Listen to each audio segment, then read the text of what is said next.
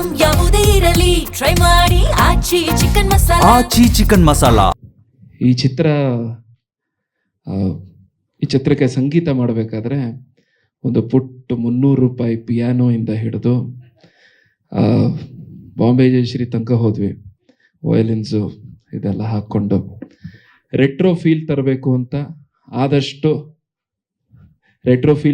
ಅಂತ ಆದಷ್ಟು live instruments ಹಾಕ್ಕೊಂಡು ಬಹಳಷ್ಟು ದಿನ ತಯಾರಿಸಿರುವಂಥ ಸಂಗೀತ ಕೂಡ ಇದಕ್ಕೆ. ಮತ್ತೆ ಎಲ್ಲರೂ ನೋಡಿ ಹಾರೈಸಿ.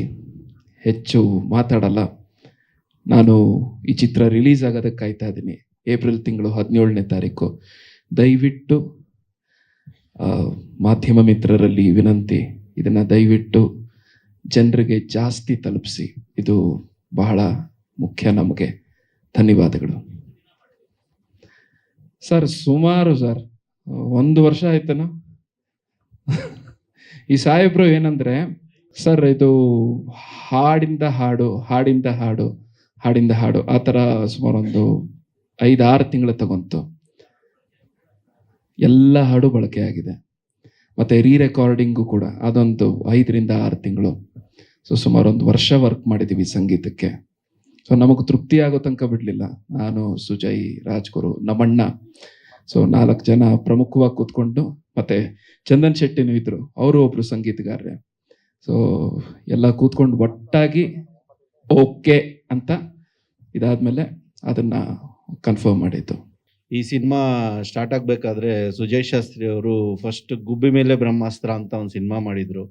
ಸೊ ನಾನು ನಮ್ಮ ಇನ್ನೊಬ್ರು ಸ್ನೇಹಿತರು ಥಿಯೇಟ್ರಿಗೆ ಹೋಗಿ ಸಿನಿಮಾ ನೋಡಿದಾಗ ಜನನ ಅಬ್ಸರ್ವ್ ಮಾಡ್ತಾ ಇದ್ದೆ. ತುಂಬ ನಗ್ತಾ ಇದ್ರು. ಅವಾಗ ನನ್ಗೊಳಿತು, ಯಾಕೆ ನಾನೊಂದು ನಿರ್ಮಾಪಕ್ಕಾಗಿ 2 ಸಿನಿಮಾ ಆಗಿತ್ತು, ಯಾಕೆ ಒಂದು ಸಿನಿಮಾ ಇವ್ರ ಕೈಲಿ ಡೈರೆಕ್ಷನ್ ಮಾಡಿಸ್ಬಾರ್ದು ಅಂತ ಥಾಟ್ಸ್ ಬಂದಾಗ ಸೊ ಆಗಿದ್ದೆ ಎಲ್ರ ಕಾಲಿತ್ತೆ ಕಾಲ. ಸೊ ಟೋಟಲ್ ಟೀಮ್ಗೆ ಥ್ಯಾಂಕ್ಸ್ ಹೇಳ್ತೀನಿ. ಎಲ್ಲ ಕಲಾವಿದರಿಗೂ ಅಷ್ಟೇ, ಟೆಕ್ನಿಷಿಯನ್ಸ್ಗೂ ಅಷ್ಟೇ, ಚಂದನ್ ಶೆಟ್ಟಿ ಅವ್ರಿಗೆ, ಹೀರೋಯಿನ್ ಅರ್ಚನಾ ಅವ್ರಿಗೆ, ಮ್ಯೂಸಿಕ್ ಡೈರೆಕ್ಟರ್ಗೆ ಪ್ರವೀಣ್ ಪ್ರದೀಪ್ ಅವ್ರಿಗೆ, ಸುಜಯ್ ಶಾಸ್ತ್ರಿ ಅವ್ರಿಗೆ, ರಾಜ್ಗುರು ಅವ್ರಿಗೆ, ಎಂಟೈರ್ ಟೀಮ್ಗೆ ತುಂಬ ಥ್ಯಾಂಕ್ಸ್ ಹೇಳ್ತೀನಿ. ಒಂದು ಒಳ್ಳೆ ಟೀಮು.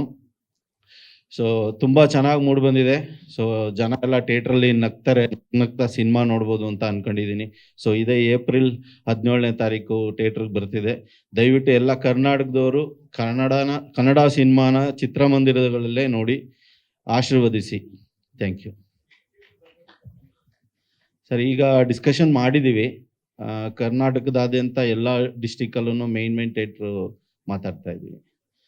ಡಿಸ್ಟ್ರಿಬ್ಯೂಷನ್ನು KVN ಅವರು ಮಾಡ್ತಿದ್ದಾರೆ ಸರ್. ಈ ಸಿನಿಮಾದಲ್ಲಿ ಹೇಳ್ದಂಗೆ ಮನುಷ್ಯಂಗೆ ಎಲ್ಲ ಟೈಮಲ್ಲೂ ಯಾವುದಾದ್ರೂ ಒಂದು ಟೈಮಲ್ಲಿ ಕಾಲ ಕೈ ಕೊಟ್ಟಿರುತ್ತೆ, ಟೈಮ್ ಸರಿ ಇರಲ್ಲ.